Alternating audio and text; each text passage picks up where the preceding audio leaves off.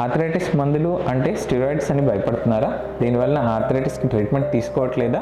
రండి దీని గురించి మాట్లాడదాం. నేను doctor Sai Kumar, consultant rheumatologist, Visakhapatnam. మీరు విన్నది నిజమే, స్టెరాయిడ్స్ అనేవి ఆర్థరైటిస్ ట్రీట్మెంట్లో వాడతాం, కానీ స్టెరాయిడ్స్ ఒక్కటే వాడం.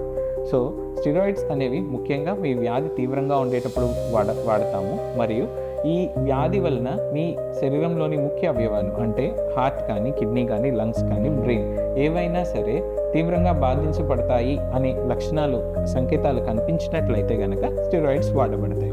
దీనికి మీకు ఒక ఉదాహరణ చెప్తాను.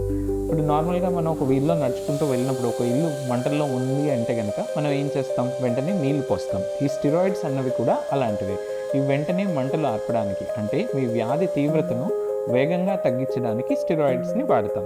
తర్వాత ఆ మంటలు ఆర్పడానికి ఏం చేస్తాం? ఈ మంట ఎందుకు వచ్చిందో కనుక్కొని దాన్ని నియంత్రణలోకి తీసుకొస్తాం.